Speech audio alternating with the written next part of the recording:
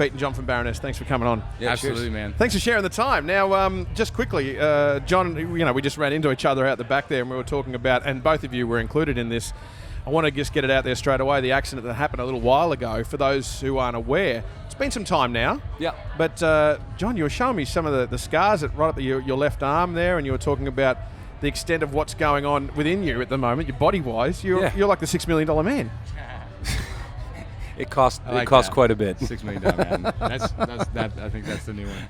That's the new one? I think it's the new one. The $6 million man. Yeah. So it sounds good, dude. Yeah. How has that kind of affected, your playing? Has it affected your playing?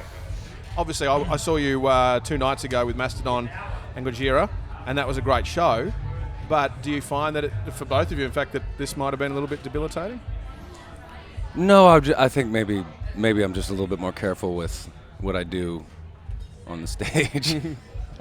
Pete, you actually pretty much walked straight out of this, didn't you?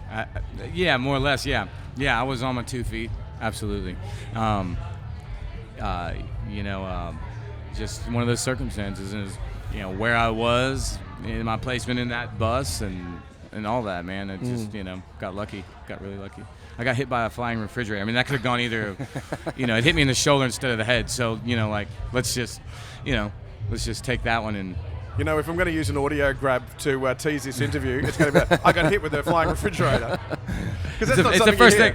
Yeah, I didn't see it. I just felt it, and I heard the sound of it I was like, oh, that's the fridge. You get ice cubes jingling around at the bottom. Except it was just beer bottles and fucking mayonnaise and cheese and mustard and shit. Well, John, when you were telling the story, it made me really sad because you thought that was it. It's not a sad story, though. No, it's a great story now because it's triumph and everything's come back going your way. But I don't think I will ever fully appreciate, and nor will other people unless it happens to them, that moment in time where you go, this is not good. Yeah. Yeah, it's not good to almost die. No. I don't recommend it. No, there's no fun there. Nah, no fun. No fun spending, 8 months in a wheelchair as well, getting around? Definitely not. All right, let's step away from that. Let's talk about the now. Let's talk about the Baroness being back in Australia and kicking ass on Soundwave. Are you enjoying the tour? Absolutely. Yeah, man. Totally. Absolutely. It was just so good to see you boys the other night play. Yeah. Because, I've got into you guys through friends, and they said, you got to check this band out. And because you're so dynamic, especially with the Yellow and Green album, you do have those kind of harder, faster songs, and then slows down, and you've got this light and shade. And is it a collaborative songwriting? Do you all sit down together, or do you all kind of live in different areas so you send each other files? How does it work within Baroness? It's a literally a little bit of everything. Yeah.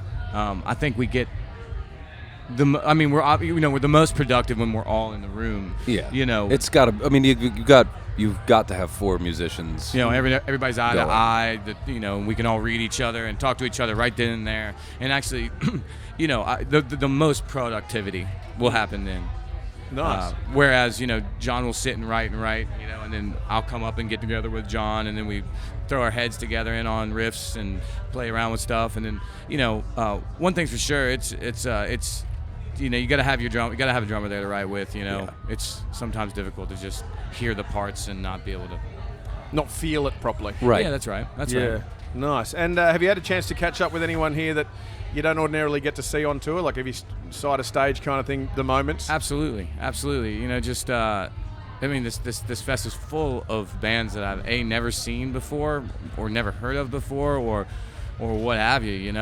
But from the last time that we came in 2010, we've made a lot of new friends. In that awesome. length of time touring that we're seeing here, which is really nice, and it's comfortable because you can walk through a crowd and see a couple of buddies that you don't get to see much. Yeah, it's good. There's like a good friendly vibe backstage with a lot of our friends. Yeah, it's nice. Is that because you all jump on the same buses together? You're on the same planes? It's because we've been around for a long time now, or a longer time. We've been around a little bit longer, and you just go on tour and do different fests, and it's such a small world, right? Yeah. I mean, especially in the music, into things, everybody knows everybody is connected to somebody else, and exactly. All right, so we're asking these questions of everyone who plays an instrument because we're trying to get a program going where we put guitars back in school for kids that can't get them. That's great. So what we want to get is guitar stories. How did you get your first one? What sort was it? Was it cheap? Where did it come from the family? Those kinds of things. like these kind of questions. Yeah. My first guitar I got when I was 4 or 5. My parents bought me an acoustic guitar. It had 3 strings on it. Nobody in my household knew how to tune it. It was just a toy it was a toy that I familiarized myself with towards the instrument with, and then I got some like cherry red Ibanez shredder entry level thing, and it's just all been downhill since then. The nice twin humbucker in the Ibanez kind of did the full metal. Yeah. and getting every amp that you could and just putting it all the way up and all the gain up to see how... Well, yeah, because I never cared to learn how to play. No. And distortion hides a lot of things. It hid my entire adolescence. Pete, what about you? I found an old acoustic of my mother's that she had when she was younger in the basement when I was maybe about 10 years old, and I brought it upstairs, and of course the case was covered in mildew, and maybe 4 strings that were actually on it were like rusty, and I just started plucking around on it. My mom showed me a few chords that she remembered. She hadn't played the guitar in 25 years or whatever it had been. She wasn't much of a guitarist. My mother we also had a piano in the house that was her great grandmother's, so it was just this little thing that sat in the corner. And so my mom was the first one to ever kind of just and she never pushed me. She just saw that I was interested in knowing what certain notes were and on the piano, and so she'd teach me like a couple of the easy ones, chopsticks and everything. And then this guitar, I remember sitting in front of the TV with it, and I didn't know how to tune it. I don't think she knew really how to tune it. And I started just single noting things, and I started playing Wild Thing, and I taught myself how to play Wild Thing and I was like, wow, you can do this. And that was really the beginning of it. And then from there on out, but my brother also got into playing at the same time.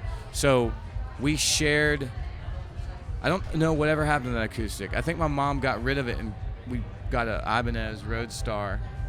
Ibanez. The Roadstar series. Seems like the guitar of choice. Yeah. Absolutely. They're very inexpensive. They're just very expensive. And my brother and I shared that guitar, and one little tiny 10-inch Fender thing. That thing still actually works. They built them strong back then because they knew kids, adolescents, would just be doing everything to 11. And it's still, and that's what you do. Still works. Yeah. Of course Played you it the other day. I actually played through that amp the other day, and I was like, wow, this thing, it should sound way worse than this. Yeah. Was it a natural affinity, do you think? I'll go back to you, John. Was it a natural affinity with the guitar? Did you ever try and stray to anything else? No, it was really, yeah. I remember we were in middle school, and you kind of got like the option to choose an instrument or not. And probably 90% of my class when I was in middle school chose an instrument, violins and saxophones and clarinets and whatnot. And I think even at that point I was like very, very into MTV and very into guitar and that thing, and I thought it was... And the scantily clad ladies that went along with it. Yeah, much to my mother's chagrin. But I think, this very stupidly, I thought to myself, it's not very rock and roll to learn how to play an instrument. This is the early 90s when it seemingly was the case. So I chose, I just stuck with the guitar, kind of intentionally never really learned what to do with it. And I think, Pete and I kind of figured out when we were really young just what we could do with it, That's sort of from the take on ground it. up. I like that. I mean, it was we started off listening to punk rock, and we're self-taught, and exactly taught by the records and the bands we're listening to. Yeah. And when the bands you're listening to are street punk bands, a lot of power chords. yeah. And even bands like Nirvana, which were extremely influential on us then as young teenagers and pre-teenagers in the early 90s and so on. Man, like 3-chord songs, it's like that you could put on in your room and learn without having, and that were easy enough to follow. I mean, the first song I ever learned to play and sing was definitely a Nirvana song. Yeah, I think it was me as well. Yeah. Yeah. I mean, because it's like that was our guitar teacher. That was the way we thought it was supposed to be. It was supposed to be loud and nasty and out of tune and dangerous. Yeah. That's cool, because, and also when you learn, how accomplished do you feel? Because I grew up kind of listening to and emulating on the guitar anything from Metallica, like Kill 'Em All. I'd go through and go, I can play this. it's fast, but you can play it Yeah, because yeah, it's yeah, sure. relatively Yep, simple. yep, The, yeah. the basic chord structures and Yeah. and the same with Green Day. I listen to a lot of that. And you Yeah, can play absolutely. Dookie from start to finish, and Start to you feel finish, so yep. accomplished. Yeah. So it makes you want to keep playing. Well, Exactly. it does, and I remember being able to go, okay, I know 5 songs now. I Yeah. know 10 songs. I know 20 songs, and the list just kept, and I was like, I remember writing the songs down, and I'd play through them, and every time I learned a new song, I'd like write it down, and now, and then eventually it's like you stop making a list, and you forget how many songs you know, and that's what I based it all on, how many songs I knew. Yeah. But I remember sitting in a little guitar shop, the little local guitar shop. I was just sitting there, and they always had a big rack of all the Boss pedals. Yeah. And they at the time had some Les Pauls, and they don't carry them anymore, but had a couple of standards, like just Sunburst standards that were always in there. I'd pick one up, plug it in through a pedal, and whatever amp was on that could turn on easily, and go through all these pedals. And I remember this guy, and he's an older guy, and he was sitting there telling me, he's like, you got to learn everybody else's style before you develop your own. And he told me that when I was young, and I was like, I thought that was like my first wisdom in music, from somebody a little bit that was older. And I never took lessons, so I didn't have anybody telling me any of this. So I was like, oh, okay, I need to learn everybody else's style. So I started to branch out and listen to, get into more rockabilly or get into more this or get into more that. And that's how I learned how to play guitar. But honestly, I'm still learning how to play guitar, man. It's been a long, hard road. Because It takes Pete and I. It takes us. It is work to play guitar. it is serious work. We I write mean, these complicated things, and it's like, God damn, man. Yeah, we gotta and I mean, play this. Yeah, I mean, and that's the thing. I mean, we've written songs that took us almost a month to play without fucking them up. Wow. I mean, really. So you write little bits and then you put them together and go, okay, how do I get from there to there? And Yeah. Yeah. And I then mean, you- because it's like ever since day one, it's like, well, let's just Because get we play better. by ear. So Yeah. because Of we play by course, ear, you were yeah. just like, oh, this note sounds good with this note and this note and this note. This is cool. Let's do this. Or whatever. And then we're trying to harmonize it, and then, Because it can be that's a big stressful. thing within Baroness too. The harmonies are beautiful. Yeah. So, and I think that's one of the things that appeals to me. I love the sound of a dual guitar. I always loved like Iron Maiden and man. Judas Priest, a couple of twin guitar, Yeah, man. brilliant bands. So, Yeah. and that's what I think I enjoy about Baroness. right on. Just really cool. Well, It's a cool sound. Well, it's like you've we've got 2 guitars. Let's do something Let's with use it. them. Yeah. Let's use them. rather than just a lead and a rhythm. Yeah. It's more like Duplicating and harmonizing. Yeah. It's more like sounds a alto and a tenor rather than Yeah. lead and rhythm. you know what I mean, essentially, we're both lead guitarists in the band. I mean, we both take leads. We both do lead stuff. You Yeah. know what I mean? So yeah, it's very, very it's cool. like whatever the song calls for. You Yeah. know, you just adjust what we do around it. But we don't want to just chug through the same power chords all the time. Sometimes it's perfect. Sometimes it's perfect. You need to do that, but whatever. Nice. Yeah. I mean, you speak about doing a song's taking you a month to get it all the way through. Have you had those? That's easy- a little bit of an exaggeration. Well, yeah, I know what you mean. Though, yeah. Have you had those ones that you've sat down and gone, "Shit, this is done" in the record? Oh, in one time? sitting. Yeah. Yeah, absolutely. When you go, Yeah, I I mean, it's where'd great. this It's come great when that happens, but it doesn't happen No, not every often time. enough. Yeah, not often enough. Nice. Well, guys, thank you so much for the time. I should ask, pushing forward from Yellow and Green, where do we go? What's new? We're working on something new right now, man. Yeah, It's in the pipe. Nice. Well, if the 1 month thing is anything to go by, we could get this by 2016. We're looking at a 2025 release. Yeah, absolutely. Pete and John, thank you so much for your time today and sharing your stories. Thank you. Yeah, Thanks, cheers. man. Cheers. Hey, this is John Baizley, And Pete Adams. and you're listening to Triple M. Distortion. Just Distortion. one more time. Distortion. Triple M Distortion. What is it? Distortion on Triple M. Okay. Hey, this is John Baizley. And Pete Adams from And you- Baroness. We gotta introduce ourselves, man. Right? No, we should say Baroness, right? I think so. I think that would be good. Okay. Yeah. Good afternoon. This is John Baizley. And Pete Adams We play in Baroness. You're listening to Distortion. on Triple M.